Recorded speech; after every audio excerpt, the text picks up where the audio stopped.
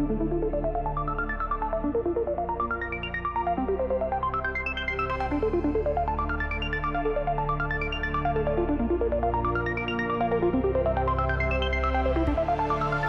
everyone and welcome back. We're NHS GPs with a genuine passion for making healthcare work better for both patients and clinicians. And recently we had a pretty special opportunity to speak at the United Nations General Assembly about how technology can help transform healthcare globally. It was a humbling experience and it just reinforced how important innovation is in healthcare, especially in primary care settings like ours. During that time, we got to meet some incredible people, and one of those is the team behind VentriJect, the minds behind Seismofit. Today, we want to explore how this small but powerful tool could help improve our day-to-day practice. And just to be clear, we're completely independent. We aren't paid to promote Seismofit, and we have no financial interest in it at all. We're simply here to explore if it's something that could genuinely make a difference for our patients and for us as clinicians. So let's talk about VO₂max. For anyone who doesn't know, VO₂max is basically your body's ability to use oxygen during exercise. It's a key indicator of cardiorespiratory fitness, which means it's an important predictor of health outcomes. So a low VO₂max level is linked to higher risks of heart disease, cancer, dementia, and even hospital admissions. The trouble is, in primary care, we rarely measure it. The traditional tests for VO₂max, like cardiopulmonary exercise testing or CPET, are just too complex and too expensive, and frankly, just impractical for us to use routinely in GP practices. And that's where something like Seismofit comes into play. The promise here is that Seismofit makes VO₂max testing accessible, affordable, and simple enough to actually integrate into our day-to-day care, our 10-15 minute appointments. So what exactly is Seismofit? It's a small reusable device that costs around 250 quid. Each measurement starts from £12, with volume discounts bringing it down to £7 per measurement. And it uses something called seismocardiography, actually discovered in the 1950s, to measure the chest's natural vibrations from your heartbeat. And from there, it uses AI to analyze this data and estimate VO₂max. The actual process is super simple. It's just an adhesive pad that sticks to your chest. The patient rests quietly for about 3 minutes, and that's it. The data gets sent to a cloud-based system and then to an app. Non-invasive, and there is no exercise required. No treadmills, no stress, just 3 minutes, and you've got a pretty good estimate of someone's cardiorespiratory fitness. So how well does it actually work?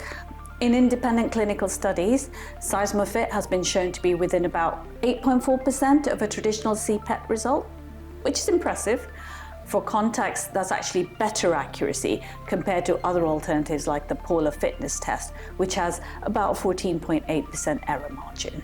And in the studies with specific populations, for example, patients dealing with obesity or those undergoing rehabilitation, it's been effective in tracking changes in fitness over time. So it's not just about a one-time reading, it's also about monitoring improvements, which is really useful.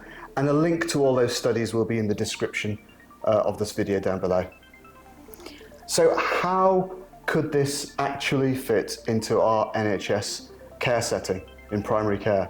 Well, let's take elderly patients or those who are very frail. With traditional VO₂max testing not being appropriate, Seismofit could help us monitor their fitness in a non-stressful way. And it aligns well with the government's policy on moving care from secondary to primary care. But for this to work effectively, we need primary care contracts that support adopting such innovations more efficiently. The tech's out there, it's all ready to be used. It's just our bureaucracy in the NHS just doesn't allow it. We need our red tape to be fit for purpose, don't we? Absolutely. So for patients who are working on lifestyle changes, so say I have a diabetic trying to increase their physical activity, this tool gives us an easy way to track progress. You have tangible metrics and it's hugely motivating for patients. It fits perfectly with the sickness to prevention agenda, allowing us to focus on proactive health measures rather than reactive care. So this isn't about adding extra burdens to our workload. It's about fitting in tools that can genuinely make our care more proactive. And we saw so much potential for technology like this when we spoke at the UN. Tools like Seismofit are a small but important step towards making the NHS more future ready. I think they're also important for physicians so you can get back to actually caring for your patients rather than getting lost in bean counting and red tape. It'll stop burnout. The reality is, many of us in general practice are still using stethoscopes as our go-to tool, and they were invented over 200 years ago. I think it's time for an update. Yeah. So we heard Health Secretary Wes Streeting talk about the need for the NHS to move from analog to digital, hospital to community, and sickness to prevention. It's clear we're at a turning point. The 10-year plan for the NHS coming next spring should outline how tech and digital health can drive care forward. Devices like the one that we've got here, Seismofit, fits right into that direction. It's digital, it's affordable, and delivers valuable information right at the point of care. And it conforms to all the latest governance standards, including ISO 27001. It's a medical device registered with the MHRA, and it ensures that all the patient data is kept secure. It's a perfect example of how we can embrace tech to reduce workload, improve patient outcomes, and make healthcare smarter. At the United Nations General Assembly, we met innovators who are pushing boundaries, and we saw just how much potential there is for simple yet powerful tools to make a big difference. Now, if we can navigate around the bureaucracy that we deal with in the NHS, especially in primary care, Absolutely. there is a real opportunity here to do better for our patients and make our consulting rooms smarter and more efficient. So, that's Seismofit, a small step towards making primary care fit for the future. Imagine if we embraced more tech like this across the board. Yeah. With the 10-year plan for the NHS on the horizon, it's the perfect time for us to advocate for consulting rooms that serve both clinicians and patients better.